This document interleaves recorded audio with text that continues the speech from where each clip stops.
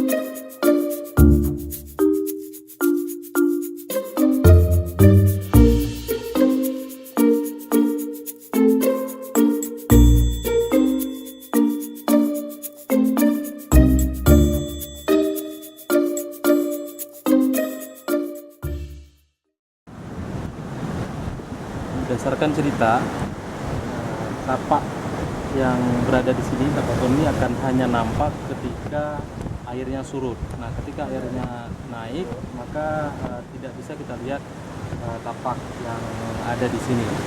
Jadi, tapak ini adalah tapaknya Syekh Tuan Tapa yang dulunya bertapa di sekitar Aceh Selatan.